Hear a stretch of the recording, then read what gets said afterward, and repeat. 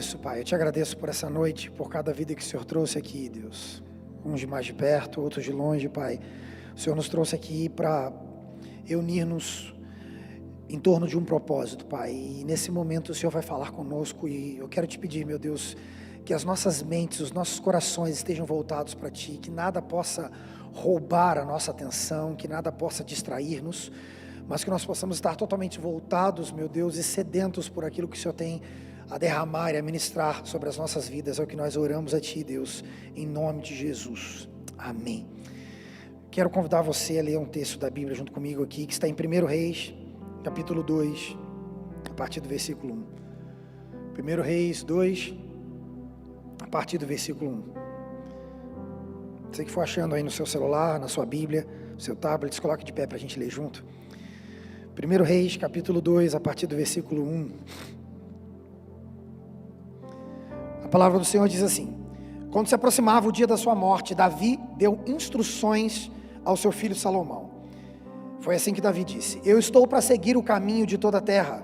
O que ele estava dizendo é: logo eu seguirei o destino de todos os mortais. Por isso, meu filho, seja forte e seja homem. Em outras versões diz: seja corajoso e haja como um homem. Você pode se assentar. Nossa última palavra de homem, a gente começou a falar sobre esse texto. Davi no final da vida dele. Davi o maior rei de Israel. Até hoje, o povo de Israel aguarda um rei como Davi. Final da vida de Davi, ele chama o seu filho e fala: filho, eu preciso dar algumas instruções para você. Salomão não era um filho normal. Salomão seria o herdeiro do trono. Então essa aqui era uma conversa de sucessão do trono. Não era um conselho: ô filho, então, tá vendo aquela caixa de ferramenta ali? Papai está deixando para você. Não, não era isso. Ô meu filho, ó, tá vendo essas roupas aqui? Serve você, não serve? Usa essas roupas quando eu morrer. Não. Isso aqui era uma conversa de transição do reino. Davi está dizendo assim: eu sou o rei, eu vou morrer, você vai ficar no meu lugar. Então senta aqui que eu vou te dar alguns conselhos. Consigo imaginar talvez Salomão falando: ô pai, espera um pouquinho, deixa eu pegar um caderno aqui para anotar o que o senhor está falando. Deixa eu pegar um gravador. Não precisa não, filho, é rapidinho que eu tenho que falar. Seja forte e seja homem. Seja corajoso e haja como homem. Davi não deu nenhum conselho de guerra para Salomão. Davi não falou assim: ó, Salomão, eu preciso que te ensinar a usar a funda, porque essa funda, cara, foi fundamental na minha vida, foi com a funda que eu derrotei o gigante, então você vai precisar ter essa funda. Ó Davi, Salomão, vou deixar a minha armadura de guerra para você, porque eu fui um guerreiro, então muitas vezes foi na guerra que eu conquistei força, foi na guerra que eu venci, então eu vou te ensinar aqui algumas estratégias de guerra. Salomão, não, que eu preciso te ensinar sobre acordo político, sobre política exterior, sobre economia, porque agora o reino está crescendo, então agora você vai expandir, cara. Eu já conquistei, agora é hora de a gente assumir o território e expandir. Senta aí, escreve. Chama um cronista para escrever também, que eu vou ensinar muitas coisas. Não, Davi foi muito sucinto. Davi deu 2 conselhos muito práticos. Até talvez, não sei se a gente pode julgar isso aqui, talvez até Salomão ficou esperando: tá, mas o que mais? É só isso mesmo, pai? Porque assim, só isso?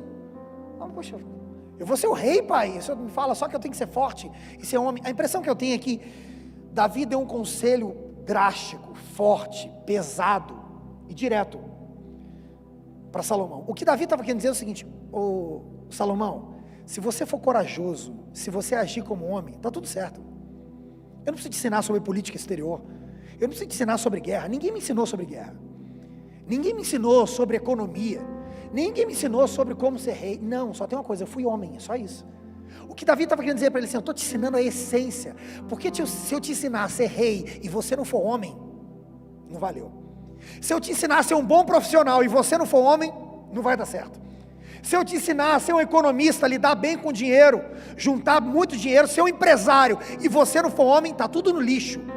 Ser homem é a essência de qualquer coisa que você vai fazer, Salomão.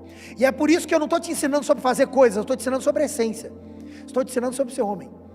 Eu estou falando com vocês isso aqui hoje, sabe por quê? Porque não ensinaram a gente a ser homem. Ensinaram a gente a fazer coisa. Se você teve um pai muito bom, ele te ensinou a profissão, te ensinou que você tem que pagar, isso é legal, tem a ver com ser homem. Mas dificilmente alguém senta e fala: vem cá, filho, deixa eu te ensinar o princípio de honestidade, deixa eu te ensinar o princípio da lealdade. Meu filho, deixa eu te ensinar a ser um homem de palavra, vou te ensinar a ser marido de uma só mulher. Não ensinaram a gente a ser homem. A gente aprende muita coisa, menos essencial. O que Davi estava falando com Salomão era do essencial. Talvez você fale assim, poxa pastor, mas meu pai me ensinou que eu tenho que trabalhar, que bom. Mas, e daí? O que mais? E eu não estou falando isso também para você, poxa, é verdade pastor, que desgraça de pai que eu tive, por isso que minha vida não dá certo, porque eu não aprendi a ser homem. Não, eu estou te falando o seguinte, porque agora é hora da gente aprender para nós e da gente passar para a próxima geração. Agora não é hora da gente ficar chorando pelo que a gente não recebeu, é hora da gente se conscientizar e falar, cara, não me deram isso, mas eu vou dar isso. Deixa eu te falar uma coisa que é dura, mas entenda isso, que é verdade, absoluta. Ter um órgão reprodutor masculino, ter um pênis, não te torna um homem. Ter pelo no corpo, ter barba, não te torna homem. Ter músculos não te torna homem. Ser uma pessoa grossa, brava, daquele que anda carrancudo, também não te torna homem. Ser homem de verdade não tem a ver com nada que está no seu exterior, tem a ver com aquilo que está dentro de você. É possível que você olhe para alguém e fale, meu, ninguém dava nada por esse cara, mas esse cara é homem de verdade, hein? E pode ser que aquele que você fala, poxa, esse aí, você olha, tem cara de homem, mas é um moleque. Porque não tem a ver com características exteriores. Davi não ensina a Salomão que roupa que ele tinha que usar.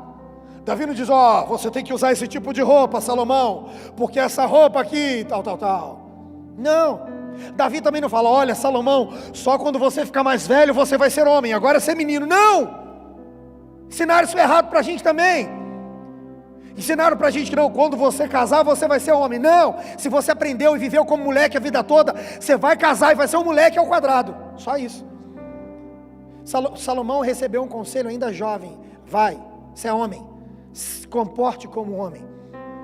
Vou te falar, eu comecei comecei no ministério muito novo, desde muito cedo eu comecei a pregar, fui para o seminário para estudar, para ser pastor muito novo. Primeira igreja que eu pastoreei, eu era jovem demais, e eu sofria muito com isso, porque as pessoas olham a tua casca e te condenam pela tua casca. E eu lembro até hoje o seguinte, tinha uma igreja na cidade onde eu pastorei, primeira cidade onde eu pastorei, tinha uma igreja, uma denominação que era extremamente forte naquela cidade, mas era uma bagunça. Só para você ter ideia é o seguinte, eu percebi que o culto que era mais cheio deles era um culto de terça-feira, que era um culto de doutrina, mas era um culto chamado, na cidade todo mundo diz o seguinte, esse é o culto que as meninas vão sem calcinha. Olha como é que a igreja lota. E mano, ficava abarrotada, acho que o marketing das meninas sem calcinha dava certo. A igreja lotada, então só você ter ideia que imundice de igreja que era. E um dia eu nem sabia, não conhecia ninguém, e aí estava chegando novo na cidade, eu fui no irmão da igreja lá fazer uma visita para ele. Quando eu cheguei, esse irmão era mecânico, a mecânica era na parte de baixo da casa dele. Cheguei, irmão fulano, tudo bem com o senhor? Tudo bem? Ele falou, pastor Lucas, esse aqui é o presbítero fulano de tal, da igreja tal. Eu estava indo fazer uma visita, tinha 20 anos de idade. Como é que um pastor de 20 anos de idade faz uma visita? De tênis, de bermuda, de camiseta. Estava de boné ainda no dia. E aí o que acontece? O presbítero que estava lá, ele olhou para mim de cima a baixo, de baixo a cima. Aí ele falou assim, nem bem saiu das fraldas, pode ser pastor? Naquela época era muito bocudo ainda, hoje eu melhorei um pouco isso. Eu falei assim, sem sair das fraldas pode, adúltero igual o teu pastor não. Ele fechou a cara e falou assim, além de tudo mal educado. Virou as costas e foi embora, porque o pastor dele era adúltero mesmo.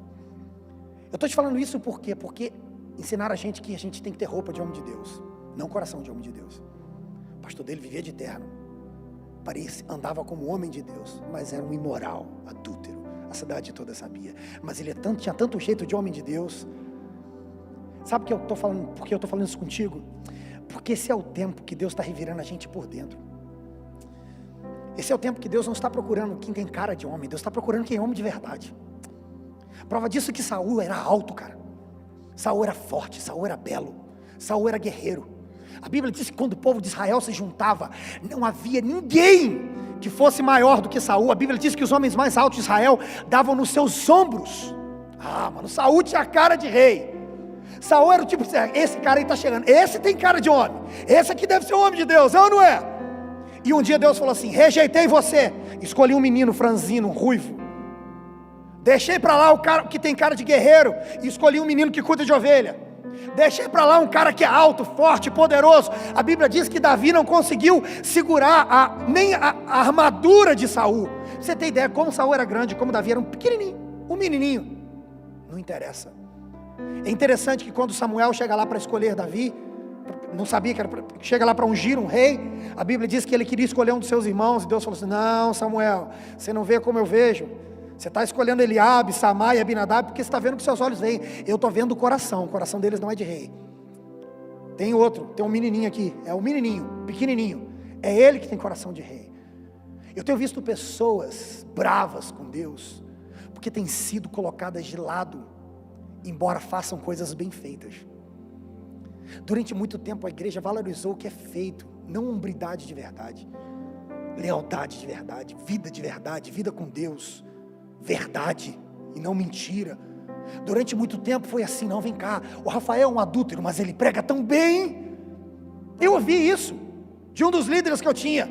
Não, o fulano é o seguinte, ele é bom com o microfone na mão, depois tem que esconder ele, porque é mentiroso, mal pagador, sai com todas as meninas da igreja. Cara, mas dá o microfone na mão dele para você ver. Então a gente tolera o que ele faz aqui fora, porque ali em cima ele é tão bom. A gente cresceu em um mundo assim, nossos políticos são assim, foi assim, tem cara. Eu lembro até hoje, quando eu estudei no colégio, acerca do que aconteceu lá na época do Collor, que eu sou novinho demais, então não vivi essa época, era criança, mas eu estudei isso no colégio. Eu falei: pai, esse cara é um louco, por que vocês votaram nele? Meu pai falou assim: pera um pouquinho que eu vou te mostrar um vídeo dele. Meu pai mostrou um vídeo do Collor falando. Meu Deus do céu, quem não votaria no Collor? Mas com autoridade, veemência, e falando, não tem. Nenhum dos candidatos de hoje, nenhum que eu conheci, se comportava como Collor. Que cara de presidente, cara de rei, coração imundo. Colocamos no governo um cara que tinha cara de presidente, mas com coração imundo, e destruiu o país durante uma época. Sabe por que eu estou te falando isso? Esse é o tempo que Deus está querendo tocar no teu coração. Davi não ensinou para Salomão o que ele tinha que fazer, Davi ensinou para Salomão o que ele tinha que ser. Sabe por que eu estou te falando isso? Se você for um homem de Deus, você não vai precisar se preocupar com o que você faz, isso vai fluir de você.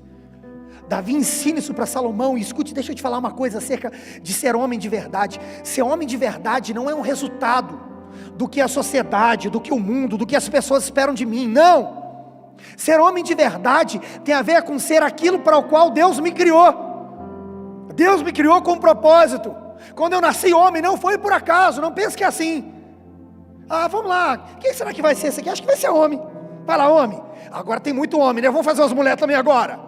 Não, você criou dentro de foi criado por Deus, dentro de um propósito que Ele estabeleceu para você. Eu quero que você entenda isso, para que você saiba que ser homem não tem a ver com o alvo que você tem que conquistar. Vou repetir isso: ser um homem de verdade não tem a ver com o alvo que você tem que conquistar. Quando eu tiver esse emprego eu vou ser um homem de verdade, quando eu casar eu vou ser um homem de verdade, quando eu tiver um filho, quando eu tiver dinheiro, quando eu for pastor, quando eu tiver no ministério. Não, ser homem não tem a ver com um lugar que está à sua frente, com algo que você tem que conquistar. Ser homem de verdade tem a ver com a sua essência, com a sua origem, está em Deus. Ser homem de verdade não tem a ver com andar para frente, tem a ver com olhar para trás e resgatar as características de fábrica com as quais Deus te criou. Sabe quando você vai vender um celular? Você entra lá nas configurações e coloca as configurações de fábrica, apaga tudo, tira suas fotos, seu e-mail, sua conta, e ele volta às configurações de fábrica. Eu já fiz isso uma vez com um celular que estava velho, estava pesado, ruim pra caramba, não ligava direito, desligava, travava, estava querendo jogar no lixo. Falaram: não, faz o seguinte, restaura as configurações de fábrica. Quando restaurou as configurações de fábrica, ele voltou a funcionar. Sabe por quê? Eu coloquei muita coisa nele que não tinha que estar nele. Aí chegou uma hora que ele não aguentou mais, ele estava abrindo o bico. Joga no lixo. Não joga no lixo não. Volta às configurações de fábrica, porque o fabricante sabe para que foi que criou ele. Talvez você esteja pesado, travando, morrendo, pensando: tem que jogar fora. Eu estou aqui para te dizer: volte à configuração de fábrica, porque o fabricante sabe como te criou, para que te criou, o que tem que estar em você. Ser homem está na tua essência, está no teu DNA, está no seu caráter, está dentro de você. Tem uma coisa muito interessante, é que quando Deus criou Adão, Deus também não deu um código de regras para Adão. Deus não chegou e falou: Adão, deixa eu te falar, você é o primeiro homem, esse negócio de homem é pesado, mas vou sentar aqui, você vai ser o primeiro, eu vou te ensinar, senta aqui que eu vou trocar ideia contigo. Vai anotando, Adão. Não. O que Deus ensinou para Adão também é muito sucinto. Quando Deus acabou de criar Adão, falou: Adão, governe. Adão, sujeite as coisas. Adão, você é o cara que vai mandar nisso aqui. Deus, que era o criador de tudo, falou: Adão, eu estou otorgando autoridade a você. Você vai governar isso aqui, você vai dominar isso aqui, você vai mandar em tudo aqui, tá bom, Adão? Você que manda, cara. Os animais não tem nome, você que vai dar. O nome que você der vai ser o nome pelo qual ele vai ser chamado para sempre, Adão. Simples. A aula de hombridade que Deus deu para Adão foi simples: governe, sujeite, dê nome a tudo. Você tem autoridade sobre isso aqui. A autoridade que eu tinha, eu estou otorgando para você. Só isso. Deus só ensinou isso para Adão. É muito interessante que quando Deus dá a Eva a ele, eu ouvi recentemente o pastor Juscelio falando uma coisa muito interessante, que Deus tirou a esposa de Adão de dentro dele. É muito interessante isso. Ele falou assim: não é bom que você esteja só, eu vou te dar uma mulher. A Bíblia diz que ele faz vir um sono profundo sobre Adão, e de dentro de Adão ele tira Eva. E ele falou o seguinte: você que reclama da tua mulher, ela é parte de quem você é. Então você está reclamando, foi tirada de você, você foi gerado. A tua esposa foi gerada em você. Então, você que está reclamando muito dessa mulher, saiba que as suas características são dela, as dela também são as suas. Então você está reclamando de você mesmo, você está falando mal de você mesmo, brigando com você mesmo, porque ela foi tirada de você, ela é gerada em você. No casamento acontece isso, uma só carne, a mulher é gerada no homem, o homem é gerado na mulher. Aí o que acontece? A Bíblia diz que Deus vai, coloca a Eva do lado dele, e quando ele acorda, ele olha para Eva. Cara, é muito incrível, Deus não ensina nada. Tem nada, Deus não dá um manual de instruções. Porque hoje em dia assim, ai pastor, mulher é tão difícil, né? A gente precisa saber como lidar com elas. Ai, não tem um curso, não. Cambada de homem frouxo, covarde, fuleiro. Adão não teve. Ai, Deus é diferente de mim. Olha, a perna dela é diferente. Que esse negócio que ela tem aqui, eu não tenho isso de diferente. Nossa, é legal, hein? Não teve isso. Deus não tem que falar assim: olha, Adão, cuidado, a mulher é o sexo frágil, você tem que cuidar dela. Não.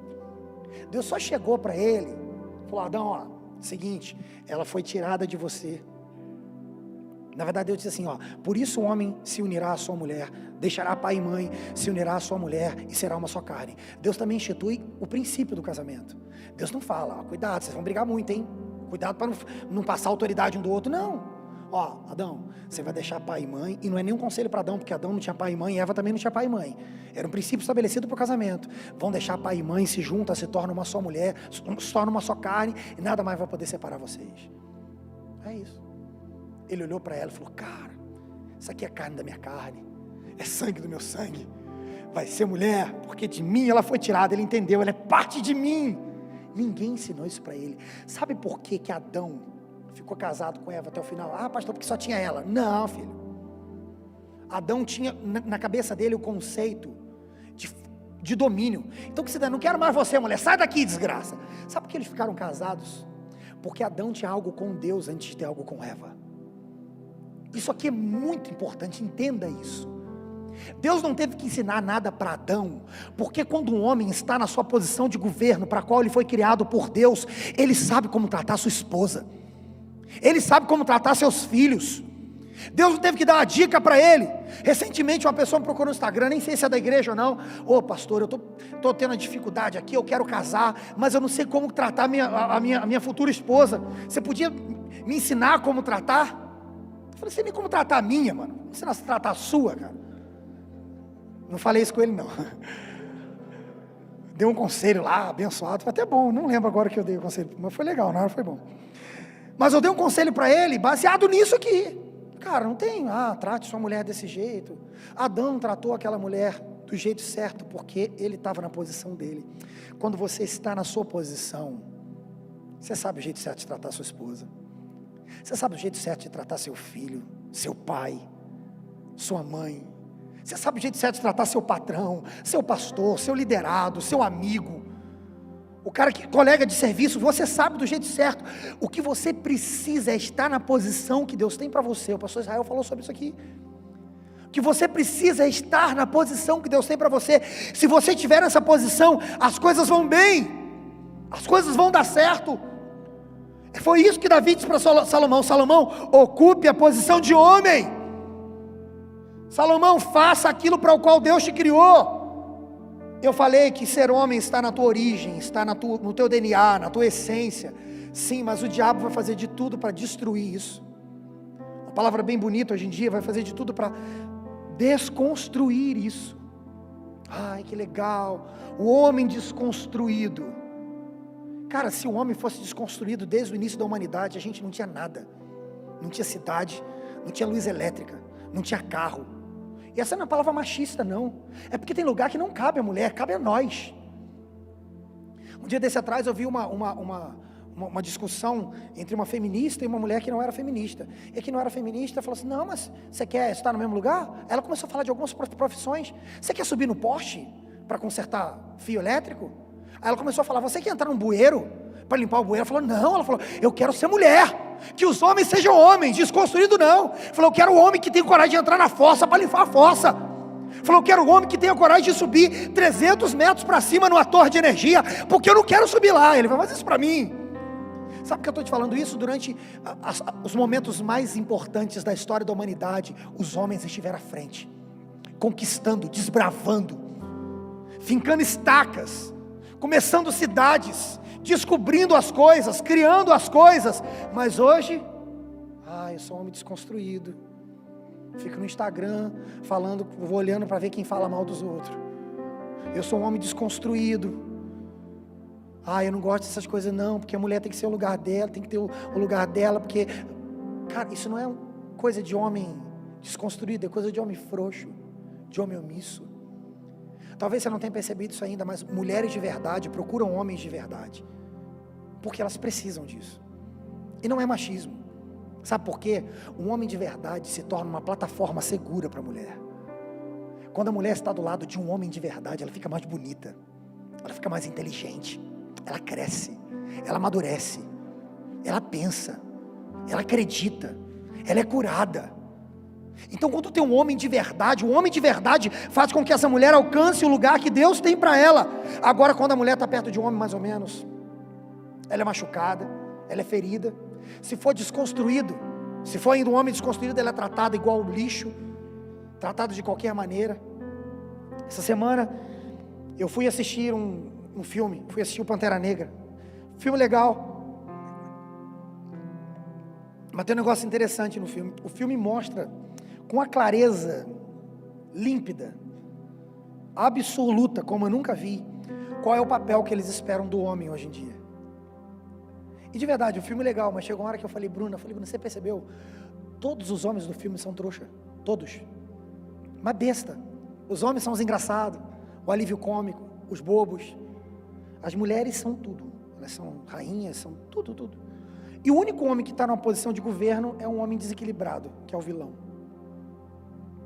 Os homens bons são coadjuvantes do coadjuvante, alívio cômico, ridículo, retardado. O único homem que está numa posição de autoridade é o vilão. Desequilibrado, chega no final ele se sujeita à mulher, faz um acordo com ela para ela não matar ele.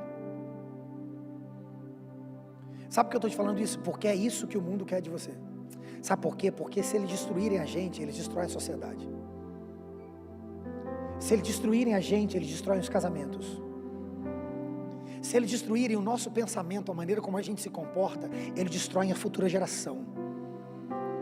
Porque você, e eu vou te falar uma coisa, é você pai, você que não é pai ainda, tome isso para você, porque você vai ser, é você pai, que vai dar destino para os seus filhos. Eu li isso quando a minha primeira filha nasceu. Sabe para que a função fundamental do pai numa criança recém-nascida? A função fundamental do pai é mostrar para a criança que ela não faz parte da mãe, que ela é um ser autônomo. Sabia disso? A criança, quando ela nasce, ela pensa que ela faz parte da mãe. Por isso, quando tira perto da mãe, porque para ela está morrendo. Porque na cabeça de um recém-nascido, ela e a mãe são um só. O pai serve para isso, para mostrar: não, filho, você é um ser sozinho. O pai é que dá destino, não é para, o pai, um menino precisa muito de um pai. Não, um filho precisa muito de um pai. Eu vou falar, você que teve ausência de pai, você sabe quantas coisas você teve que ralar, porque você não teve um pai como deveria ter tido. E eu estou te falando isso aqui porque o mundo está tentando destruir a nossa característica, a nossa essência de homem de Deus, para que os nossos filhos sejam sempre perdidos, estejam sempre sem destino, É um pai que dá limites. Se você teve um pai de verdade, é o teu pai que falava: filho, até aqui, daqui para frente não. Filho, se você fizer isso aí, eu vou te bater. Você foi lá, teu pai te bateu. Se foi de outro jeito, teve alguma ruptura, e você teve alguma dificuldade nisso, porque esse é o jeito certo. Foi assim que Deus criou para ser. É assim que Deus quer que você seja. Mas hoje o mundo tem normalizado, tem se especializado em normalizar coisas que nunca deveriam ser normalizadas. O roubo é normal, a mentira é normal, a trapaça é normal, traição, adultério, lascívia, promiscuidade, mau caratismo, tudo isso tornou normal. A omissão do homem, o homem se esconder, a desconstrução do homem também se tornou normal. Cara, essa palavra é para você que está aqui. E quem sabe está assim: poxa, pastor, eu preciso da direção de Deus. Deus está te dando a direção. Você precisa ser homem. Você precisa estar nele. Se você tiver a sua comunhão com Deus ajustada, tua esposa, teu patrão, teus filhos, tuas filhas, seus amigos, seus pais, todos que estiverem à sua volta, vão ser abençoados por aquilo de Deus que vai fluir através da sua vida. Não permita que nada roube isso de você. Não permita que nada roube isso de você. Deixa eu te falar uma coisa aqui. Tem se criado uma cultura maligna nos nossos dias. Eu digo maligna porque não é bíblica. Se não é bíblica, não vem de Deus. Uma cultura de que tem homens que... Eu vejo muitas mulheres, mas eu também visto homens: ah, não, eu não vou casar não. Ah, porque, nossa, dá muito trabalho. Ah, porque eu não sei. Aí sabe o que ele faz? Aí ele vive uma vida vagabunda, promíscua. Aí ele junta com uma mulher aqui, faz um filho e uma aqui. Junta com outro lá, faz um filho e outra lá. Junta com outra lá, faz um filho e outra lá. Se torna um imoral, imundo. Nunca vai conseguir ser pai de ninguém. Nunca vai conseguir ser homem de verdade. Sabe por quê? Porque na cabeça dele: ah, não, esse negócio... Deus te criou sim para se responsabilizar. Por uma esposa um dia. Por filhos um dia. Por cuidar da tua casa um dia. Quem sabe para chegar para tua esposa e falar assim: puxa amor, que legal que você trabalha, mas eu acho que você está cansado demais, fica em casa. Ô pastor, isso é machismo. Não, a minha esposa, quando eu conheci, ela trabalhava e estudava que nem doida, vivia igual zumbi. Nós casamos, ela continuou trabalhando. Depois de uns 4, 5 meses de trabalho, a gente morava em Mauá e ela trabalhava no centro de São Paulo, na Avenida Paulista. Ela saía de casa às 5 horas da manhã, para chegar às 8h30 no trabalho. Saía do trabalho entre 5 e 5h30, teve dia dela chegar às 9h30 da noite em casa. Um dia eu cheguei para ela e falei: tá ruim, não tá, Bruna? Ela falou: não tá, mas não preciso do dinheiro. Eu falei: não, não preciso de dinheiro, eu preciso de você. E ela ficou bolada assim: não preciso de dinheiro não.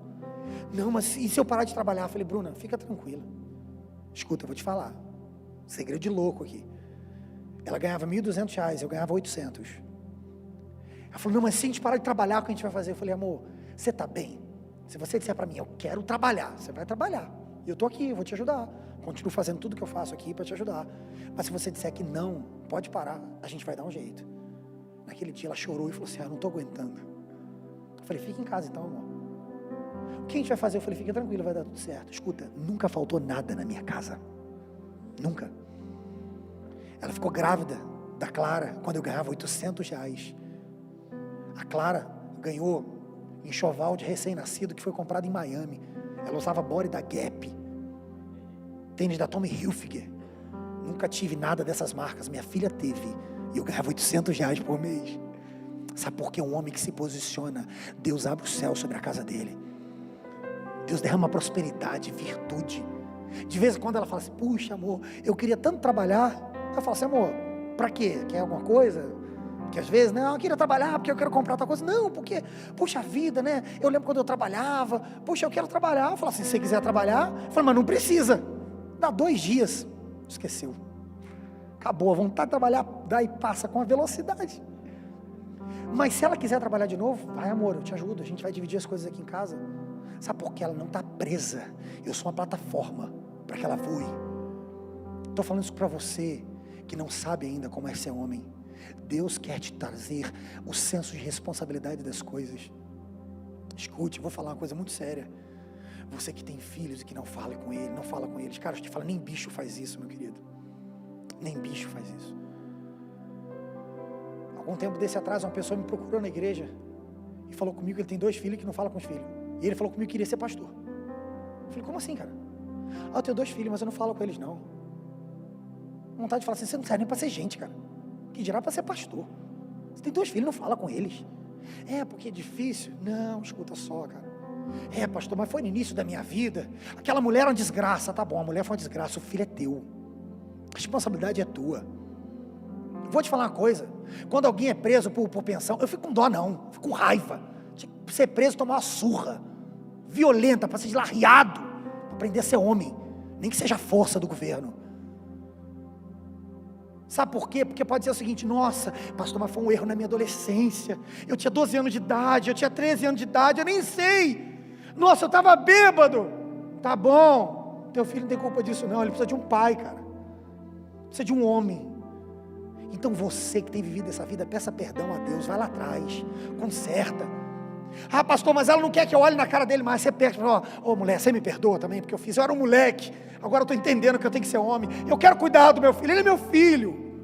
Eu não consigo imaginar minhas filhas crescendo longe de mim, sem eu vê-las, sem eu poder abraçá-las, não consigo imaginar. E eu vou te falar o seguinte, se um dia minha esposa virar o capeta e me mandar embora de casa, tá bom, você tudo bem, elas não, isso é responsabilidade para sempre. Você não quer mais? Tudo bem, elas vão ser minha responsabilidade para sempre. A gente precisa de homens que comecem a ocupar a sua posição de verdade. A nova geração está perdida, sabe por quê? Porque homens deixaram de ocupar a sua função de verdade. Um dia desse atrás eu estava numa festa de aniversário e vi um rapaz um pouco mais velho do que eu, a gente começou a conversar. Falei, cara, essa geração de hoje é a geração Nutella, é todo mundo fraco, esses moleques não querem trabalhar, esses adolescentes, esses jovens de hoje em dia é uma porcaria, porque eu fazia isso, e você? Eu falei, não, também, eu capinei. Aí falei com ele, na minha adolescência eu queria dinheiro, eu capinava um terreno, eu entregava panfleto de vereador, de contabilidade na rua. Esse moleque hoje em dia, rapaz, não quer fazer nada, quer jogar videogame só, quer ficar gravando vídeo TikTok e tal, e a esposa dele do lado, e a filha dele sentada do lado dele, e ele falou assim, é isso mesmo, isso é uma porcaria, tal, pra onde esse mundo vai? Não se faz mais homens como antigamente. Eu falei, aí foi se abrindo para mim, a hora abriu a brecha. Eu falei, sabe quem é o culpado disso? Eu falei, quem que é? Eu falei, você. Aí ele olhou, arregalou assim, eu por quê? Cara, a filha dele, eu vi que era dela porque estava com capinha de criança, com a foto dela. A filha dele estava com o iPhone 11 na mão. Eu falei, o culpado é você. Quantos anos tua filha tem? 7 anos. Eu falei, ela tem um iPhone 11, cara. Você percebeu que tipo de geração você está criando? Aí ele ficou assim, não, que a gente não teve, que ia dar o melhor. Esse é o problema. Você está dando para ela o que ela não precisa. Quantos anos você teve teu primeiro celular? Nem lembro, cara, eu trabalhei. Eu falei, eu também trabalhei. Você está dando aqui. Na época, você tem uns 2 anos, eu falei assim, ela tem 6 mil reais na mão dela aqui. Quanto tempo você demorou para ter 6 mil reais na tua mão? Quanto você soa? Tua filha não vai saber quanto custa isso aqui. Ela vai ser pior do que essa geração da qual você está falando. Aí ele ficou assustado. Onde faltam homens, as próximas gerações vão ficando cada vez mais fracas. Cada vez mais fracas. O homem de verdade não é aquele que dá tudo, é aquele que dá o que precisa. Davi não chegou para falar do tesouro de Israel para Salomão. Meu filho, deixa eu te falar, juntei um dinheiro, hein? Tem um tesouro de Israel, mas também tem o meu tesouro, o tesouro do rei, pessoal, é teu. Olha a pólice aqui que está da herança, está no teu nome, Salomão. Não. Davi não ensinou Salomão a amar as coisas. Não. Davi ensinou a Salomão a ser homem. E me pergunta a você o seguinte, o que você tem gerado nas próximas gerações? Para as próximas gerações. Eu não vou ler esse texto não, mas tem um texto em Gênesis 18, que fala acerca de Abraão. E eu quero pensar sobre isso contigo para a gente concluir. Gênesis capítulo 18 fala da promessa que Deus fez a Abraão. E a promessa a gente sabe. Gênesis 12, Deus fala assim, sai da tua terra, do meio da tua parentela, eu te farei grande, aqueles que te abençoarem serão abençoados, te amaldiçoarem serão amaldiçoados, eu te prosperarei, sua descendência será abençoada, o seu descendente, a Bíblia diz, será abençoado, a gente sabe disso. Mas Gênesis capítulo 18, Deus fala assim, Deus chega para Abraão e fala, Abraão, você vai herdar uma terra, você será pai de uma grande e poderosa nação. Aí ele diz assim, porque eu te escolhi para... Aí é muito interessante, esse texto aí, você nunca ouviu uma pregação sobre ele, porque esse texto fala da condição. A promessa todo mundo quer, entrar na terra prometida, eita, a terra que mana leite e mel, minhas gerações, minha descendência vai ser próspera na terra, eita que tremendo, Gênesis 18, você não deve ter ouvido a pregação sobre isso. Deus fala assim, porque eu te escolhi para ensinar os seus filhos a se manterem no caminho do Senhor. Eu te escolhi para não permitir que as suas gerações se percam. Eu te escolhi para mostrar para eles que eles devem andar em caminhos retos e justos. É muito doido que Deus não fala com Abraão, Abraão, eu te escolhi porque você vai entrar na terra. Não, eu te escolhi para gerar um legado. Eu te escolhi para abençoar as gerações depois de você. A maior herança que Abraão deixou não foi dinheiro. A maior herança que ele deixou foi um povo que não se esqueceu que tinha um compromisso com Deus. A casa que você está deixando, pode ser que alguém perca. O carro que você vai deixar, a herança que você vai deixar. Recentemente o Lula falou que nem vai poder deixar para o filho. Então a herança vai ficar para o governo, cara. Agora aquilo que você gerou no caráter da tua família, isso é imortal, cara. Gerações depois dirão assim, o meu bisavô foi quem começou isso aqui. Foi o meu bisavô que teve o primeiro compromisso com Deus de verdade. Foi o meu bisavô que levou todo mundo para a igreja. Foi o meu bisavô que teve a vida transformada por Deus. Recentemente eu ouvi uma história muito interessante de um missionário que estava na Alemanha. Ele era inglês, ele estava na Alemanha. Puxa, recebeu um chamado de Deus, ele entendeu que ele tinha que ir para a Alemanha para pregar o evangelho e ele saiu. Naquela época não tinha GPS, internet. Eu vou para a Alemanha, deixa eu estudar o alemão, deixa eu ver para que cidade eu vou. Não, ele foi. Pegou as coisas dele, saiu da Inglaterra e foi para a Alemanha e começou. E por onde ele ia, comia o que tinha, dormia onde dava, falando de Jesus. E ele conta o seguinte, que teve um dia que estava chegando, a noite já estava chegando e ele estava num vilarejo e não tinha muito bem onde dormir. E de repente, quando a noite caiu, ele disse que ele começou a ouvir um homem que gritava de dor, gritando, gritando de dor. Ele via que era dor, e ele disse que ele chegou nessa vila, e foi até a casa desse homem, bateu lá, não sei como ele se comunicou, chegou lá e perguntou o que tinha acontecido. E aquela família disse que aquele homem que estava ali, ele estava doente há muito tempo, e a doença, tipo uma doença degenerativa, e aquela doença estava piorando, e diziam para ele o seguinte, quando chega a noite, quando a temperatura cai, ele sente muita dor nos ossos, e ele sempre dorme desse jeito, chorando, gritando. É desse jeito que ele passa a noite toda. E o missionário perguntou se podia orar por ele. O missionário orou por ele. Ele conta que aquele senhor, naquela noite, foi curado. Naquela noite, depois daquele senhor ser curado, ele pregou o evangelho, aquela família inteira aceitou a Jesus. Aí, quem contou essa história foi um missionário chamado Reinhard Bonnke, um dos homens que mais ganhou vidas na história da humanidade. Faleceu há poucos anos. Se você procurar, tem vários livros, mas o mais famoso dele é um livro chamado Avivamento por Fogo. Ele fazia cruzadas na África, na Nigéria, no Zimbábue, no Congo, e milhares de pessoas aceitavam Jesus. É incrível os vídeos das pessoas aceitando Jesus. O nome desse missionário que contou esse testemunho é Reinhard Bonnke. Sabe por que ele contou? Quando ele acabou de contar essa história, ele falou assim, eu queria falar com vocês que esse senhor que gritava de dor era o meu bisavô. Ele falou, aquele missionário saiu da Inglaterra, foi para a Alemanha, perdido de noite. Uma família aceitou a Jesus através da vida dele. Ele falou, ele já morreu há muito tempo, mas hoje eu estou aqui, e através da minha vida, milhões de pessoas têm se rendido a Cristo, por causa do que começou na vida dele e na vida do meu avô. Sabe por que eu estou te falando isso? Você não faz ideia do que Deus pode fazer na vida de um homem que se dispõe. Se Deus fez isso através do missionário perdido, de um homem que estava à beira da morte, o que Ele não pode fazer através da tua vida? O que Deus está te fazendo nessa noite, te trazendo um lugar para dizer, você precisa voltar à tua essência. A responsabilidade de Davi não era ter um rei na sua sucessão, era ter um homem. A responsabilidade de Abraão não era juntar dinheiro e entrar na terra prometida. Abraão não entrou na terra prometida. A responsabilidade de Abraão era fazer com que as pessoas permanecessem no caminho do Senhor. É esse legado que você tem que deixar. E deixa para concluir. Um dia você vai ter que ser um sacerdote na tua casa. Vai ser você que vai chamá-los para a igreja, vai ser você que vai chamá-los para orar. Tem que ser assim, porque se não for assim vai dar errado. Eu quero te falar que a partir de hoje você tem que ser um sacerdote. Não interessa se você tem 12 anos de idade, Deus te chamou para isso. Eu tenho 9 anos de idade, Deus te chamou para isso. Comece a fazer hoje aquilo para o qual Deus te chamou, porque só estando em Deus, você vai conseguir responder à altura as responsabilidades que um homem precisa cumprir.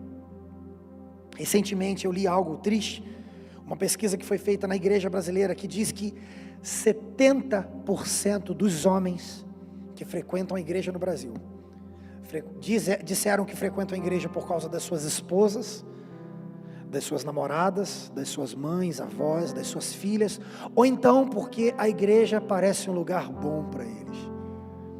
Foi isso que eles responderam na pesquisa. 70% dos homens, você vem na igreja por quê? Por causa da minha mulher. Você vem na igreja por quê? Por causa da minha filha. Por que você vem? Porque eu acho que é um lugar bom. Você vem por quê? Porque é namorada daqui. Fiquei triste, cara. 70% é muita gente, cara. Quer dizer que só 30% disseram, eu venho na igreja porque eu tenho uma vida com Deus. Eu venho na igreja porque, puxa, Deus restaurou a minha vida. Eu venho na igreja porque eu sinto vontade de adorar o Senhor. Eu venho na igreja porque eu entendi quem eu sou. Chegou a hora de mudar essa estatística. Chegou a hora de falar, Senhor, eu estou aqui e eu quero deixar algo mais do que palavras, eu quero deixar vida. Quero te convidar, meu querido, a se colocar de pé no seu lugar.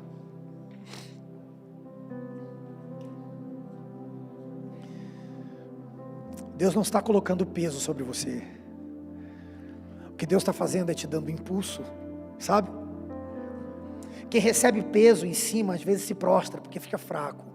Agora quem recebe impulso, vai. Se você um dia ensinou alguém a andar de bicicleta, ou então alguém te ensinou a andar de bicicleta, você sabe o que é assim, coloca na bicicleta, empurra, corre, corre, corre e solta. É isso que Deus está fazendo contigo. Está tirando as rodinhas. Vem cá, filho, vou te colocar em cima da bicicleta, eu vou te empurrar, e agora vai. Te criei para isso. Vai, filho. E é o seguinte, agora você está andando de bicicleta, daqui a pouquinho você vai estar pilotando avião, porque eu te criei não foi para andar na terra não, eu te criei para voar. Para estar em lugares mais altos do que você já imaginou ser possível. Deus te criou para isso, meu querido. Foi para isso. Essa palavra dessa noite não é para te subjugar, para te fazer assim, poxa, pastor, que duro, ai, que vergonha. Não, essa palavra é para mim, antes de ser para você. E eu só posso ministrá-la, porque antes de bater em você, ela bateu em mim. Antes dela alcançar você, ela me alcançou. Antes de Deus falar contigo, Ele falou comigo. Entenda que todas as vezes que Deus te dá uma responsabilidade, te lembra isso como está te lembrando hoje, Ele também te dá respaldo, Ele também te capacita, Ele também te habilita. Ele não te deixa só. Deus não faz igual um chefe. O chefe fala assim, você tem que limpar todas as cadeiras até amanhã. Como? Se vira. Amanhã eu venho para ver se está limpo. Com Deus não, Deus é pai. Deus chega e fala, filho, vem cá, quero que você limpe essas cadeiras, deixa eu te mostrar como é que limpa. Eu vou te dar um pano, vou pegar um pano também, olha como é que eu faço. Se no meio do caminho você fala assim, Deus, pai, estou dando conta não, tá bom, te ajudo, a gente termina junto. Eu não estou falando isso aqui para você sair daqui, puxa pastor, que desgraça de vida, hein? Essas coisas que você falou e pesado pra caramba, não, eu estou falando, Deus está falando isso contigo para te lembrar que existe um caminho, sabe, para que você ocupe essa posição de autoridade, de homem de Deus. Existe um caminho para que você deixe um legado na tua casa, nas gerações que estão por vir. Quero te convidar a fechar os seus olhos aí onde você está, meu querido.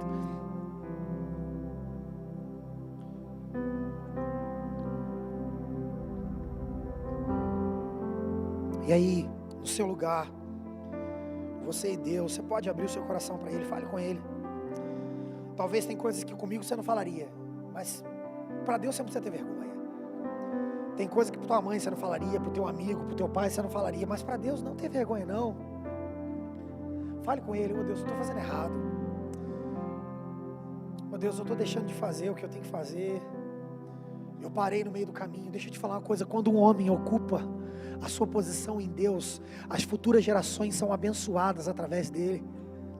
A Bíblia diz que não seria só a descendência de Abraão que seria abençoada. A Bíblia fala do descendente de Abraão. O descendente de Abraão é Jesus. Jesus veio da descendência de um homem que ensinou os seus filhos e os seus netos a permanecerem no caminho do Senhor. É essa herança que você tem que deixar. Que as pessoas olhem para você e possam talvez não aprender alguma coisa grande com você, mas eu vou aprender a me manter nos caminhos do Senhor. Eu vou aprender a andar por um caminho reto. Eu vou aprender a ser honesto. Eu vou aprender a falar a verdade. Eu vou aprender a ser aquilo que Deus tem para mim. Porque essa é a essência de todas as coisas. Quando o homem se posiciona, aqueles que estão à sua volta são abençoados. As gerações que vêm depois dele são abençoadas. Mas quando o homem se omite, as pessoas que estão à sua volta também perecem. Deus está te trazendo para dizer o seguinte: tem pessoas que estão olhando para o teu testemunho, e Ele quer gerar algo em você nessa noite. Quero convidar você, meu querido. Você quer também assumir essa posição. Você fala: pastor, você já assumiu em tudo? Não, tem muitas coisas que eu olho e falo: puxa Deus, isso aqui eu consegui. Isso aqui ainda não está legal não. Às vezes eu sou nervoso demais. Não é coisa de homem não, cara. É coisa de bicho. Bicho que fica nervoso, que não pensa no que fala. Homem não. Pastor, eu de vez em quando eu estouro. De vez em quando eu chuto tudo, eu ofendo as pessoas, eu saio espraguejando tudo. Tem coisas que precisam ainda ser mudadas dentro de mim. Se tem, meu querido, eu quero te convidar a vir aqui à frente. Eu estou aqui à frente. Se você se sente, pastor, sozinho, que vergonha, pega na mão de alguém e fala: vamos lá comigo. Você ora lá junto comigo. Deus quer te colocar em uma posição em que as pessoas não olharão para suas roupas, porque aquilo que vai fluir de dentro de você será tão grande, que aquilo que você veste não vai fazer diferença. As pessoas não vão olhar para o carro que você dirige, para a casa que você mora, porque aquilo que vai fluir de você vai ser tão incrível, tão incrível, tão incrível, que só o que você vai ver são pessoas sendo tocadas pelo amor de Deus através da sua vida. E eu quero te convidar, você que está aqui no seu lugar, você que está aqui orando, coloque diante do Senhor e fala: Deus, é isso que falta. Senhor, é isso que falta. Talvez seja alguma das coisas que eu falei aqui hoje, talvez sejam coisas que eu nem falei aqui hoje. O Espírito Santo está falando contigo hoje. Se o Espírito Santo está falando que falta, tenha coragem. Talvez falte uma posição em santidade dentro da tua casa. Talvez o que a tua esposa e teus filhos estão esperando, o teu pai está esperando de você, não é que você bote dinheiro em casa, é que você leve Jesus para a tua casa. Eles estão esperando olhar e ver Jesus em você. Não há nada que Jesus não possa fazer através de um homem que se posiciona nele. Nele. É nisso que Jesus quer trabalhar na tua vida nessa noite. Permita que Ele faça o que Ele quiser fazer, do jeito que Ele quiser fazer nessa noite. Oh Jesus, Senhor Deus, toque nos teus filhos, toque nos teus filhos. Toque nos teus filhos, Senhor. Toque nos teus filhos nessa noite, Pai amado. Revele a Ele coisas profundas, Pai. Quantos estão aqui, Senhor Deus, em situações que parecem não ter resposta, que parecem não ter solução. Talvez para eles não tenha mesmo, mas para o Senhor tem. Nós cremos em Ti, Pai. E nós oramos, Pai, para que no Senhor coisas comecem a ser resolvidas, Pai. Situações em que a família parece que já acabou. Use os filhos para converter o coração dos pais. Os esposos para converter o coração das esposas. Os pais para converterem o coração dos filhos. Oh Deus,